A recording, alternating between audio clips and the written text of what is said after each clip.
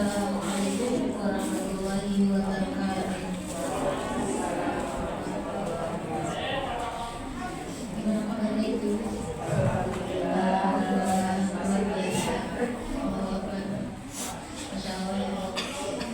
Alhamdulillah, segala puji bagi Allah. Allahumma sholli ala sayyidina Muhammad wa ala ali sayyidina Muhammad. Salawat serta salam kita limpahkan kepada Rasulullah, Rasulullah dan salam kita Nabi besar Muhammad sallallahu alaihi wasallam. Yang saya hormati, yang saya cintai, yang saya banggakan, Ustazah Rayhana, yang sekaligus guru kita semuanya ya, yang senantiasa membantu niat kita untuk senantiasa meningkat setiap harinya. Semoga menjadi amal jariah beliau. Amin. Semoga menjadi obat timbangan amal kebaikan untuk beliau. Amin. Dan semua kita insya Allah mudah-mudahan menjadi ibu-ibu yang solehah semuanya. Amin. Ibu-ibu yang senantiasa menjadi madrasah utama untuk keluarganya. Amin. Ustazah yang saya hormati semuanya juga, yang hari ini hadir, alhamdulillah, yang sudah senantiasa istiqomah ya, saya ucapkan jazakumullah khair. Para guru pendamping yang senantiasa istiqomah hadir setiap hari mendampingi ibu-ibu kelas taraji yang mohon maaf saya pribadi jarang hadir ya. Kalau tidak hadir di sini saya ada amanah lain untuk ditarik sana sini, jadi semuanya harus seimbang ya. Mudah-mudahan tidak mengurangi kehusuan untuk ibu-ibu semuanya. Yang saya cintai, saya banggakan ibu-ibu peserta rajin, peserta tilawah yang hadir. Semoga semua langkah mulai dari rumahnya di setiap harinya berkorban meninggalkan cucian sementara, meninggalkan keluarganya sementara gitu ya. Karena sementara ya Bu, akhirnya belajar pulang lagi ke rumah. Semoga semua pengorbanannya, baik waktunya, hartanya, pikirannya dan semuanya menjadi saksi untuk kita semuanya, termasuk Allah jadikan mudah-mudahan kita semuanya adalah keluarga Allah, keluarga yang senantiasa mencintai Al-Quran. Dan beruntung ya kita berada di Puri yang memang tempat belajar kita itu dekat gitu. Betul nggak Bu? Tidak harus keluar Puri naik gojek, tidak harus keluar dari perumahan kita untuk sekedar belajar tafsir misalkan, ataupun membetulkan tilawah kita. Di sini sudah lengkap Bu insyaallah. Ya. Jadi bagi ibu-ibu peserta tarajim yang belum ada kelas tafsirnya, dimohon untuk mengikuti kelas perbaikan tilawahnya. Jadi nanti saat tarajim sudah lancar ya. Nah bagi ibu-ibu peserta tafsir yang mencari tempat untuk melancarkan, misalnya agar lebih fasih lagi tilawahnya, ada kelas tarajim. Jadi semuanya itu adalah kelas-kelas pendukung yang memang insya Allah di Humairah disediakannya. Terlebih kita alhamdulillah langsung dibimbing sama Bunda di sini yang masya Allah ya, beliau mengorbankan semuanya ya Bu ya, pikirannya juga, hartanya, waktunya yang pasti ya, lebih banyak pengorbanan dari kita. Jadi dimohon untuk semuanya walaupun sudah hatam hari ini untuk senantiasa ikut etap kelas tilawah tarajimnya di bulan suci Ramadan masih tetap berlangsung ya Bu. Besok sudah mau mulai lagi atau ada bulannya ya, nanti diumumkan lengkapnya di grup ya Bu. Ya. Jadi alhamdulillah bersyukur sumber ilmu masih ada di sekitar kita. Semoga kita senantiasa terus diberikan petunjuk ya untuk istiqomah Kalau misalkan ada tetangganya yang mau ikut silahkan diajak. Itu insya Allah akan menjadikan amal jariah untuk kita sendiri juga. Ya. Itu saja mungkin pengumumannya untuk hari ini. Masya Allah tabarakallah ya, jazakumullah khair.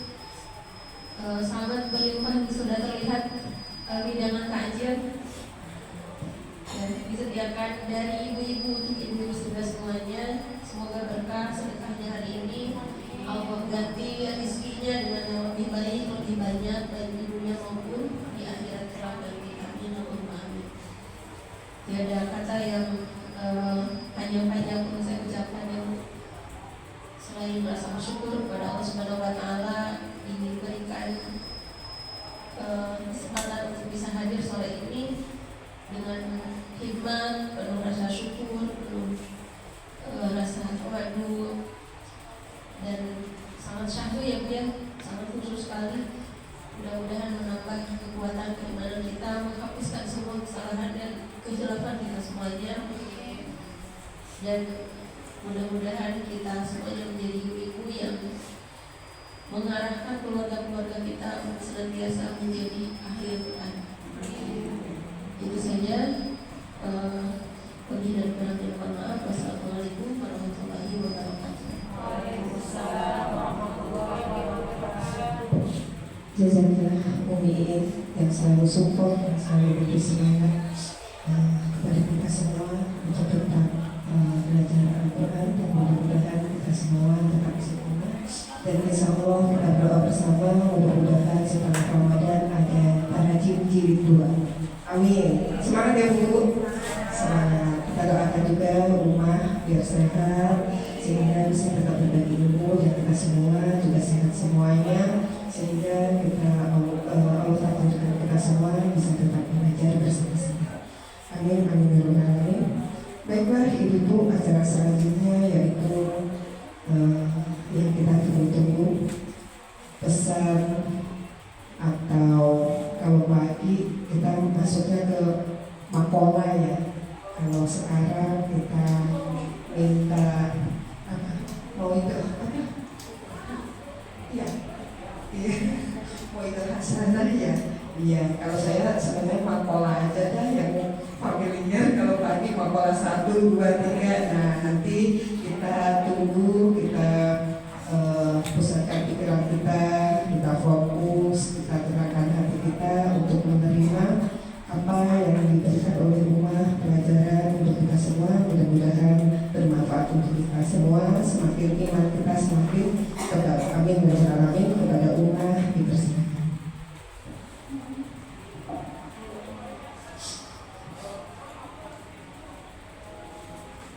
Setengah jam bisa.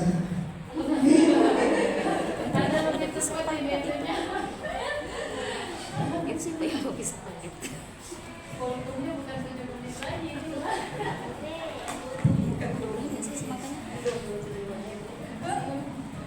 Itu ada yang bagus. Assalamualaikum warahmatullahi wabarakatuh. Waalaikumsalam warahmatullahi wabarakatuh. Ustazah, ini masih kosong.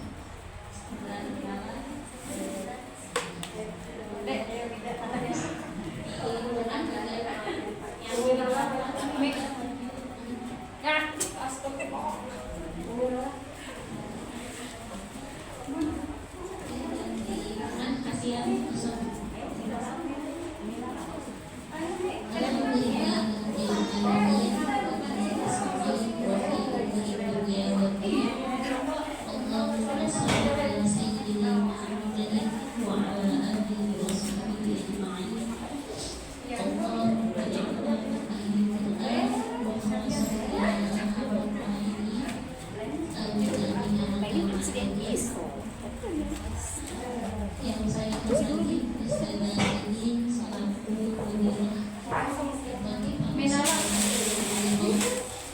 yang saya respon sebelum tinggalkan rezeki hingga akhir hayat. Yang saya hormati seluruh jamaah yang hari ini Allah izinkan hadir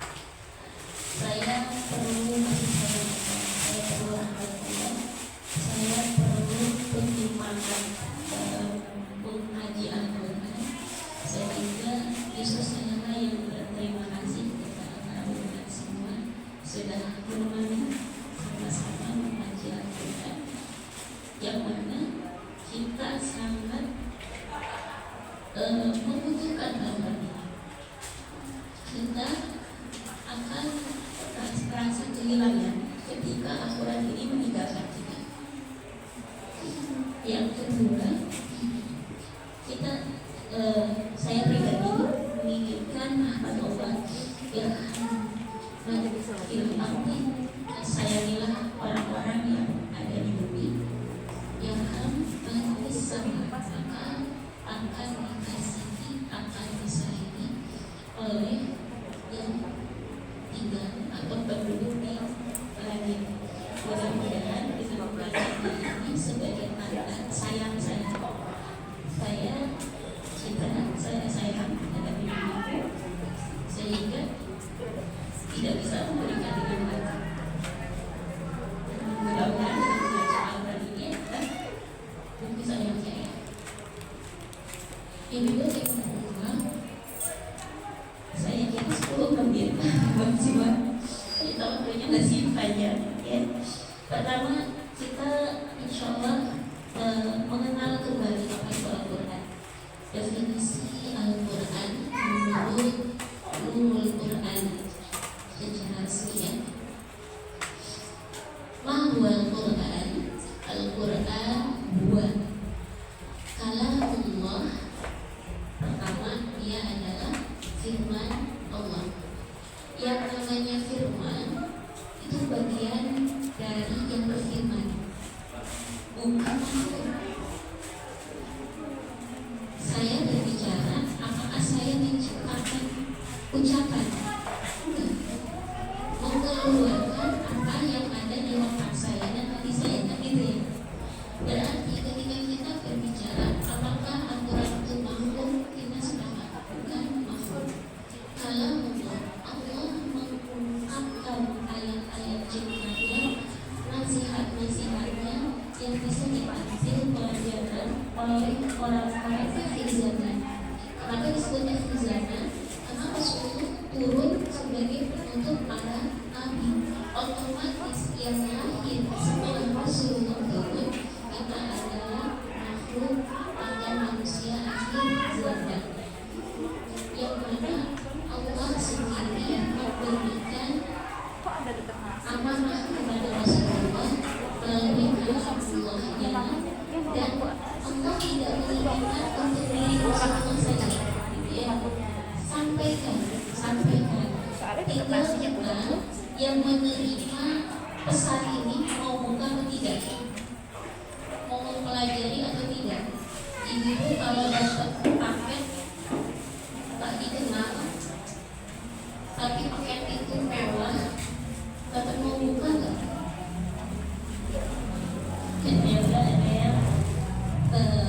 Ya, saya mau buka aja, orang punya siapa gitu ya. Semakin kita kenal, semakin ingin buka.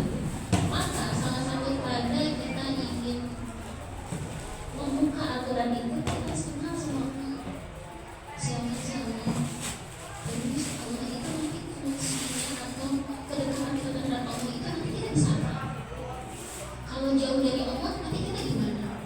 Semakin kita tahu kalau dekat sama Allah plusnya apa, kurang dari apa, kurang dekat dari Allah minusnya apa, maka disitulah semakin ingin membuka aturan itu sendiri, atau yang bisa disebut dengan makrifah Allah. Tadi kata ulama, Al-Quran itu kalamullah al-munazzal, yang diturunkan. Yang turun itu dari mana ke mana? Dari atas ke bawah. Jadi Al-Quran itu bukan dari samping, bukan dari belakang, bukan dari bawah, tetapi dari atas. Sedangkan kita dari mana? Al-Quran dari atas. Otomatis muliaan siapa kita semua Al-Quran? Al-Munazzalu kemana turunnya? Ala Nabi Muhammad Sallallahu Alaihi Wasallam, turun kepada Rasulullah Sallallahu Alaihi Wasallam. Ya, dua itu sama dulu. Apa yang Al-Quran?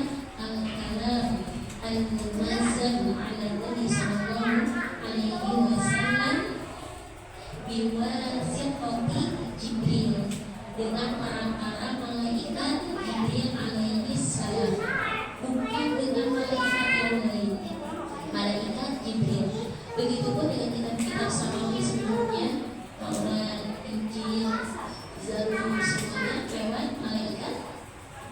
Jibril.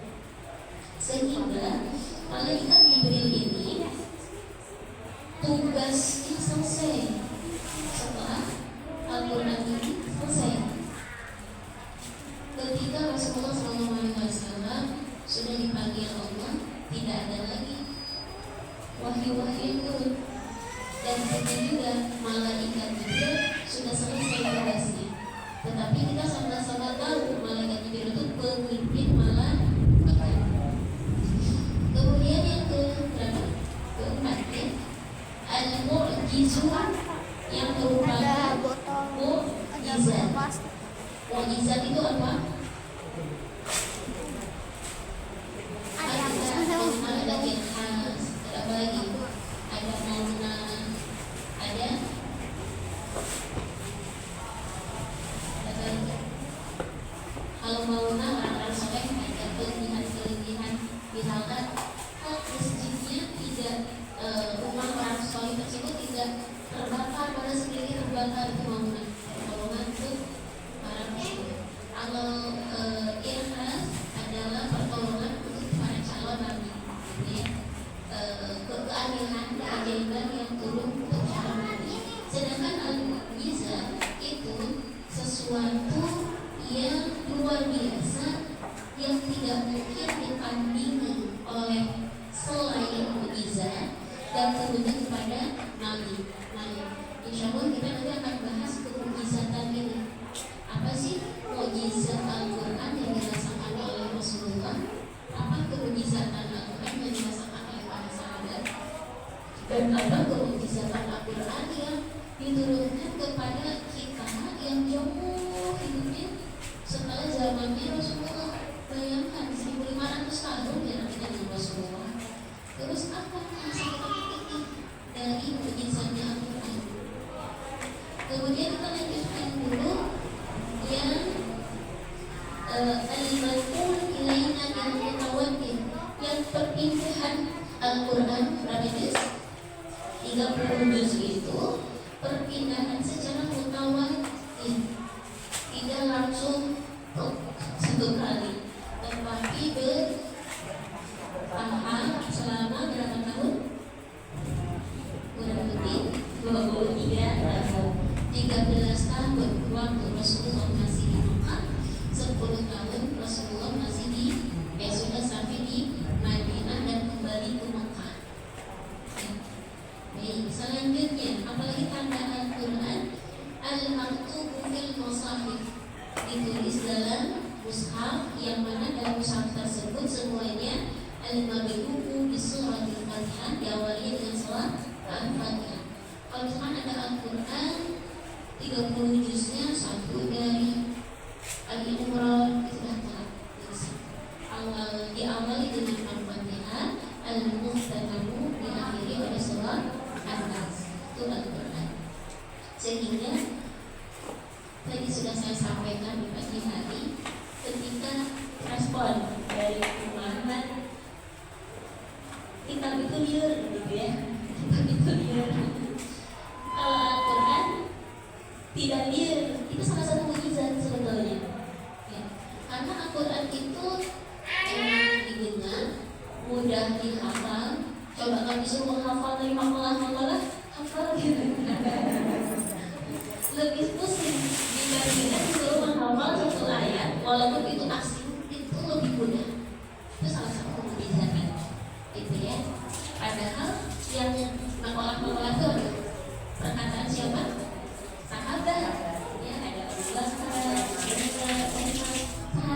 Mereka itu siapa yang dijamin masuk surga, tapi tetap saja perkataannya atau makalahnya di bawah Al-Quran tentu saja gitu.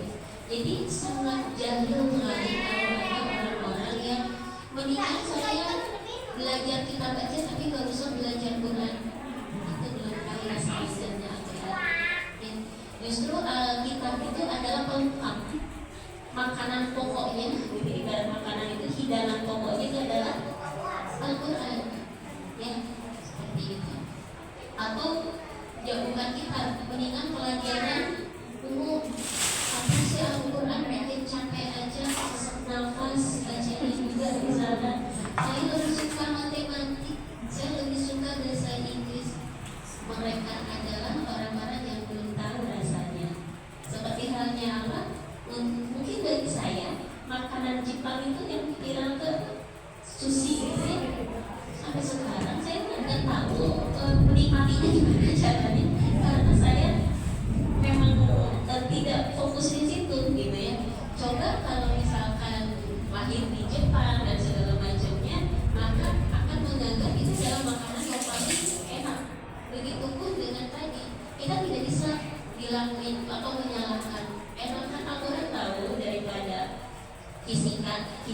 misalkan itu tinggal kita kenalkan aja, lezat sekali akhirat itu.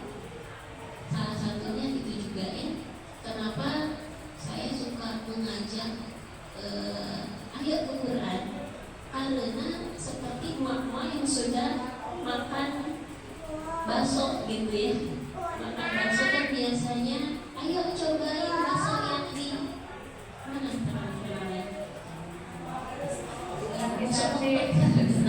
gitu ya, ayo enak banget gitu kan ya. Seseorang itu fitrahnya kalau udah merasakan enak pengennya ngajak kepada orang yang dia sayangi gitu. Jadi begitu pun kita kan enak maunya ke anak gitu ya. Nah, tetapi rasa sayang itu memang bertolak saya bisa langsung ya gitu, tidak bisa. Apalagi hanya Allah yang bisa memberikan hidayah yang masyaallah. Nah, itulah juga berdoa sehingga saya searching kemujizatan Al-Quran yang dirasakan oleh seorang bernama Muhammad Rasulullah Sallallahu Alaihi Wasallam itu apa? Kita kembali dulu siapa Rasulullah. Rasulullah itu dari usia 0 sampai 25 tahun dia adalah sosok bayi, sosok anak kecil yang penuh perjuangan hidupnya. Bagaimana tidak ditinggal ayahnya ketika masih di dalam kandungan, pernah lihat ayahnya. Dan begitu pun dengan ibunya itu hanya beberapa saat, karena ketika 2 tahun diasuh ibu lama tapi diminta lagi berarti usia 4 tahun bersama ayahnya besar dia, sedangkan ibunya mereka di usia Rasulullah 6 tahun. Artinya bisa menikmati dan kapan ibu itu hanya 2 tahun. Tetapi seorang Rasulullah kecil ini setelah ditinggal ibunya dirawat oleh pamannya sampai usia 8 tahun. Betul kemudian pamannya, kakeknya ini pun meninggal. Itu pengasuhan yang berganti-ganti ya. Tidak mudah untuk seorang anak yang pengasuhannya terus berganti-ganti. Sekarang banyak sekali psikolog yang mengatakan seorang anak kecil yang membutuhkan pengasuhnya yang dari kecil sampai besar 1 orang dengan pengasuhnya yang setahun ganti 3 kali itu pengaruh untuk perkembangannya gitu kan ya. Nah, Rasulullah Sallallahu Alaihi Wasallam kemudian tinggal siapa? Tinggal bersama Abu Thalib itu kenapa sih ke Abu Thalib? Padahal Abu Thalib adalah paman yang paling miskin di antara anak kakeknya. Kenapa? Karena masih satu dengan Abdullah itu ayahnya. Jadi sudah dibahas Sayyid Abdullah itu ayah Rasulullah SAW dengan usia berapa? 18 tahun ya. Berarti pamannya yang namanya Abu Thalib enggak tua-tua banget juga gitu ya. Tetapi Abu Thalib ini anaknya sangat banyak, udah ekonominya terbatas, anaknya sangat banyak. Salah satu anaknya adalah Ali bin Abi Thalib. Nah, singkat cerita, seorang anak yang usia berapa tadi? 8 tahun, pemikirannya sangat luar biasa sekali. Kenapa luar biasa? Dia tahu pamannya itu bebannya berat. Dia Rasulullah SAW, calon Rasulullah SAW, langsung berpikirnya gimana caranya saya mendapatkan penghasilan sendiri.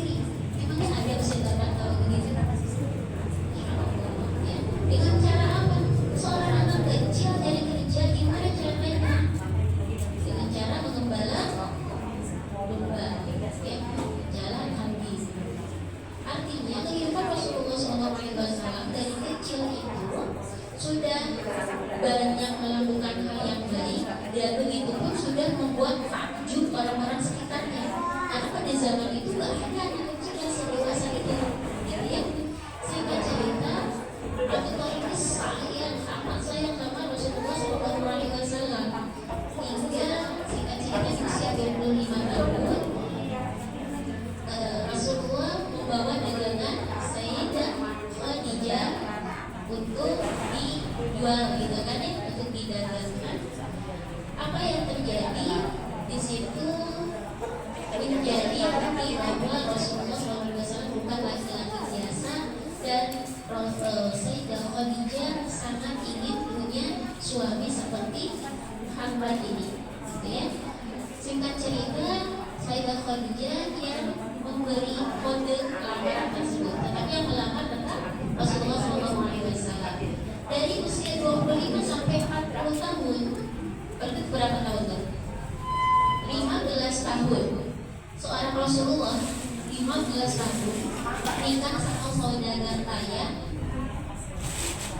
bisa memimpin amanah semakin bagus di Mekah. Nama Khalid itu semakin laku. Bahkan orang-orang kan mungkin gak ada bank ya, harta yang diberikan kepada Rasulullah SAW. Jadi 15 tahun menikah dengan Sayyidah Khadijah, yang mana Sayyidah Khadijah ini mengurus 6 anaknya, putra putrinya. Rasulullah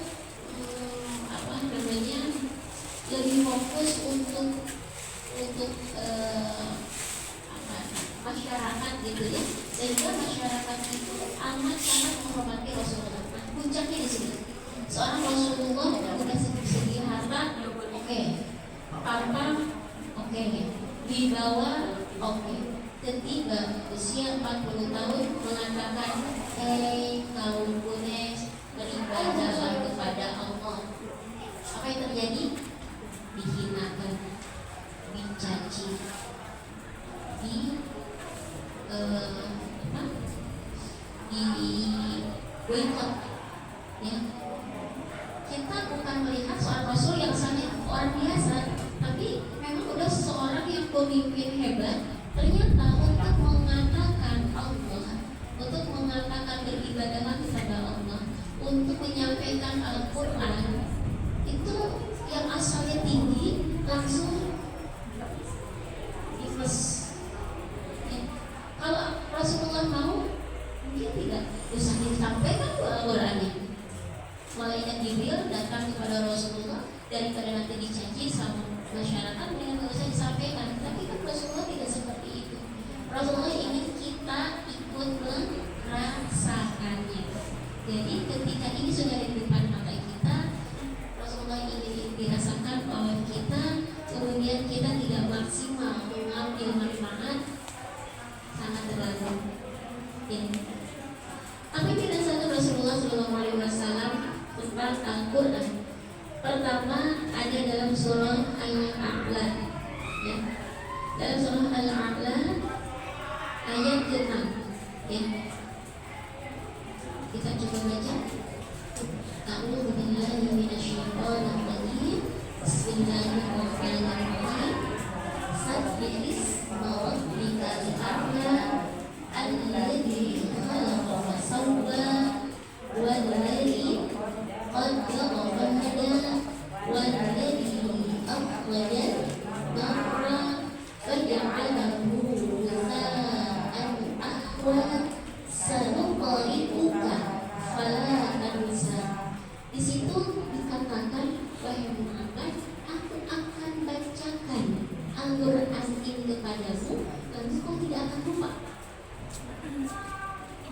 Jadi seorang Rasulullah yang ummi, tidak bisa baca, tidak bisa menulis.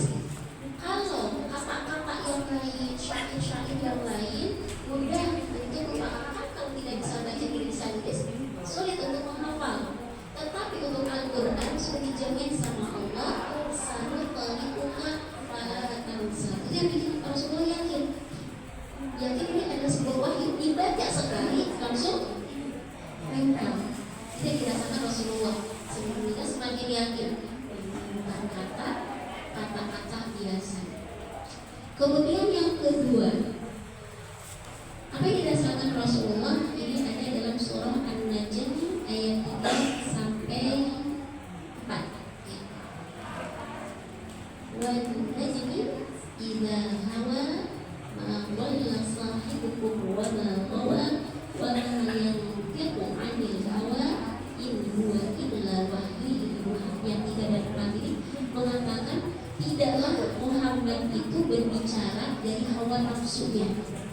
melainkan hanyalah wahyu yang diwahyukan kepadanya, kepada Nabi Muhammad. Itu juga menjadikan yakin bahwa Rasulullah SAW yang selama ini didatangi oleh malaikat Jibril itu bukan karena hawa nafsu, bukan karena bengong dapat begitu ya, atau karena lagi mikirin apa. Karena kan kalau mimpi itu ya, mimpi itu bisa berupa bunga tidur, ilham itu beneran gitu ya. Seperti ada ketika seorang anak bertemu sama orang tuanya sudah meninggal, dan dia berlama, itu memang benar orang tua yang sudah meninggal bertemu sama anaknya gitu kan. Tetapi kalau misalkan ada karena harus nonton apa gitu ya, terus mimpi apa, artinya kan itu diiringi dengan hal-hal yang lain. Maka dalam wahyu pun Rasulullah SAW itu bukan karena ia punya keinginan ingin sampaikan, tetapi begitu di luar kendalinya, tiba-tiba datang malaikat Jibril dan Rasulullah yakin ini bukan syahwat saya, bukan karena saya melarang, bukan gitu ya. Karena ini ada jaminannya juga, dan tidaklah Nabi Muhammad itu berbicara dari hawa nafsunya. Ucapan itu tidak lain hanyalah wahyu yang diwahyukan kepadanya. Itu surah An-Najm ayat 3 dan ayat 4. Kemudian apa yang dirasakan Rasulullah ada dalam surah Al-Insyirah, alam nashrah laka sadrak, bukankah kami telah melapangkan dadamu Muhammad. Rasulullah dengan begitu banyak masalah menghadapi kaum Quraisy, dalam hatinya, dalam dadanya itu selalu plong, selalu lega. Dan itu juga yang bikin Rasulullah semakin yakin ini adalah wahyu. Kan biasanya kalau ada masalah apa yang dirasakan? Sumpah, sampai juga nih, apa gitu kan? Tapi ketika menyampaikan itu, dada semakin lapang. Ya itu salah satu tanda bahwa itu wahyu itu yang dirasakan oleh Rasulullah ketika 23 tahun wahyu datang. Setiap wahyu datang, Rasulullah memanggil para sahabat, wahai para sahabat, tadi sudah datang wahyu kepadaku, bunyinya begini. Bisa dibayangkan nggak para sahabat ketika tiba Rasulullah meninggal? Yang ayo udah nggak ada. Yang ayo kan nggak ada, isinya pun nggak ada. Al-Quran itu sudah selesai. Padahal dalam 23 tahun mereka, para sahabat itu selalu mengharapkan panggilan dari Rasulullah. Apa setelah sholat Rasulullah kembali menyampaikan tadi wahyu telah datang. Tapi ya kangen banget ya, Masya Allah. Dan bukan pesan dari itu, pesan Pak FB enggak gitu ya. Pesan dari mana? Lalu bukan, ada pesan dari Allah. Ada sahabat di mana juga terus balik dan pesannya langsung disampaikan oleh Rasulullah sendiri, dan pesannya masih hangat. Sedangkan kita sekarang sudah sering dengar pesannya lebih besar dari itu, bukan baru turun dari langit ya. Selanjutnya karena waktunya terbatas ternyata tak terasa lagi, saya langsung saja apa yang dirasakan para sahabat ketika masa meninggalkan itu turun. Apa yang dirasakan para sahabat? Yang pertama adalah perubahan hati dan akhlak. Para sahabat itu ketika belum masuk Islam rasanya susah mengganti akhlaknya mereka ke arah yang lebih baik, itu susah. Tapi ketika Rasulullah menyampaikan Al-Quran mudah bagi dia, kok sekarang mudah ya? Tuhan saya semakin mudah ya. Salah satu contohnya kisah siapa? Umar bin Khattab. Karena seorang Umar itu terkenal sekali bukan parasnya saja yang salah, badan yang tinggikan, ahli bulan, juara tertahan bulan setahun se-Arab ya Umar itu. Dan dia galak sekali, semuanya takut kepada Umar. Tetapi ketika mendengarkan Al-Quran, dia berubah, akhlaknya berubah. Jadi aku merasakan pada sahabat dengan adanya Al-Quran di Madinah adalah berubahnya akhlak mereka menjadi akhlak yang lebih baik lagi, lebih lembut lagi. Yang terkenal adalah kisahnya Umar dan Abu Sufyan. Karena Abu Sufyan itu sama ya, liciknya minta ampun, tapi ketika masuk ke Islam sudah bersyahadat, Masya Allah, semua perjuangan segala perang diikuti, karena sudah tua gitu ya. Demi apa? Demi menebus kesalahan masa lalu. Dan itu karakter-karakter yang asalnya galak berubah. Satu tentang akhlak, kedua tentang ketenangan, ya, tentang ketenangan. Salah satu contohnya adalah keluarga Yasir yang ditolak dengan tombaknya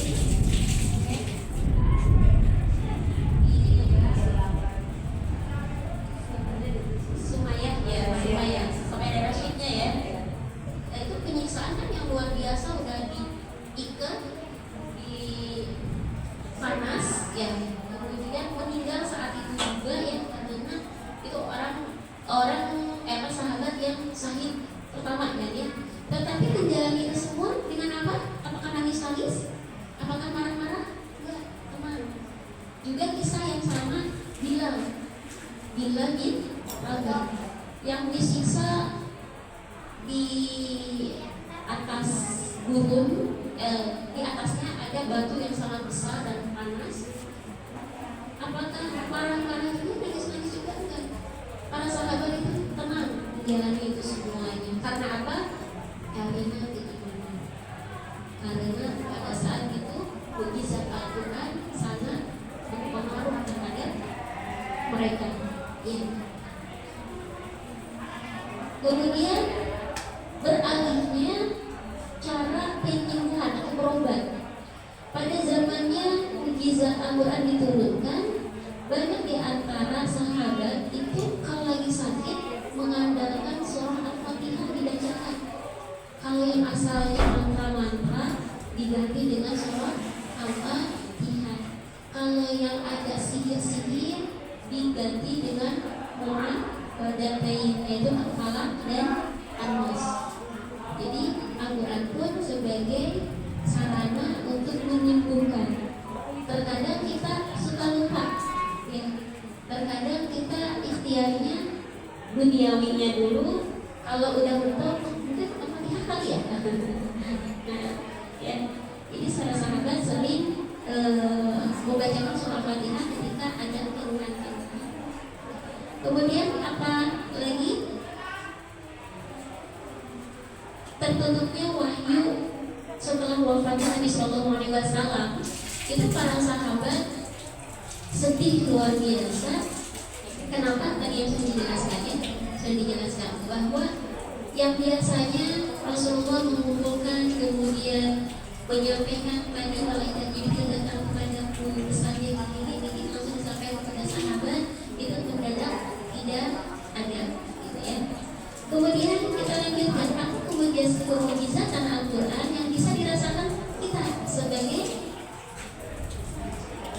umat Rasulullah yang hidup di akhir zaman. Yang pertama, sama dengan para sahabat, bisa merubah akhlak kita seharusnya.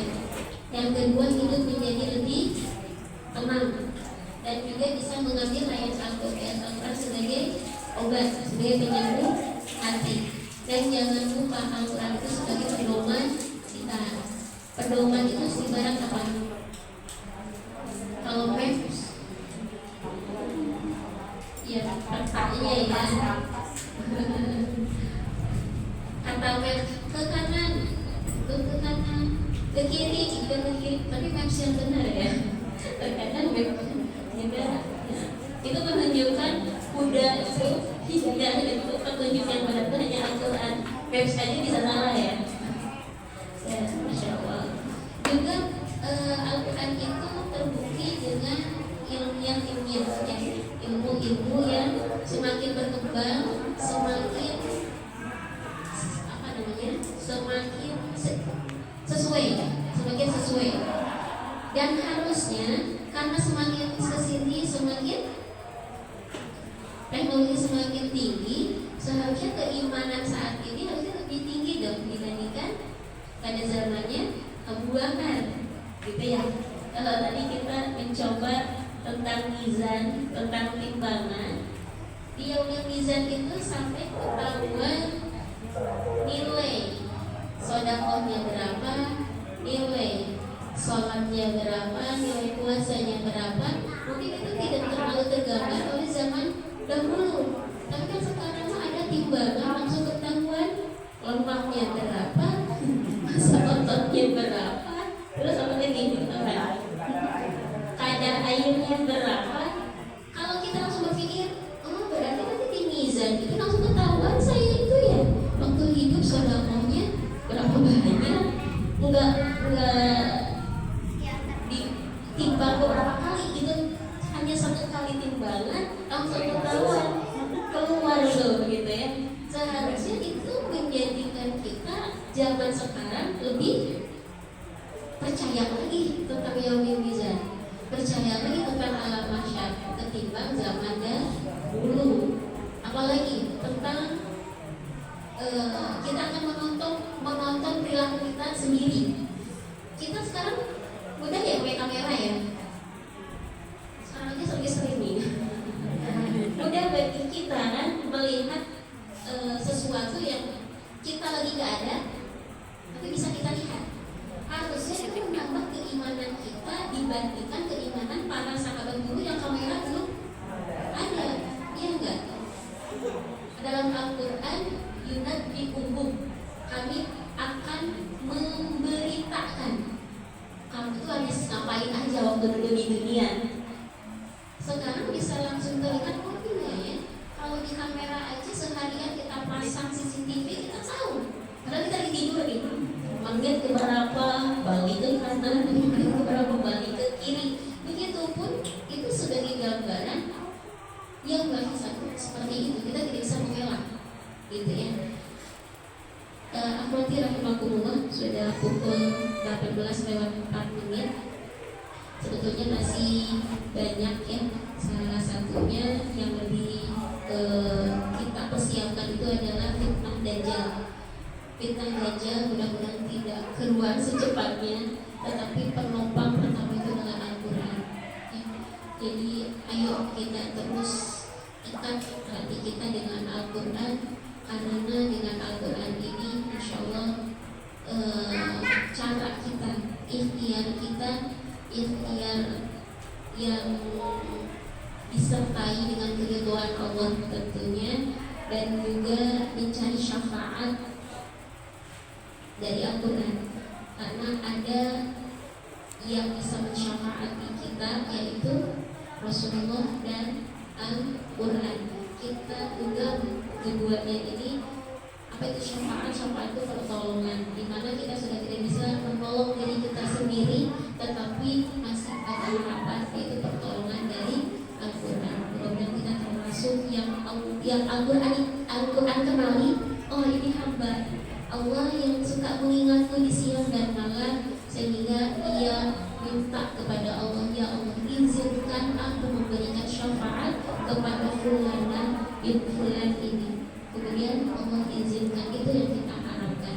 Karena kita tidak bisa mengandalkan amal kita, kita tidak bisa mengandalkan ibadah kita. Salah satunya kita memerlukan syafaat, pertolongan dari Al-Quran. Alhamdulillahirabbil alamin, mudah-mudahan ada manfaatnya. Segala sesuatu yang saya sampaikan ada baiknya, lebih dari Allah Subhanahu wa taala. Jika ada kesalahan yang berbeda kebodohan saya pribadi,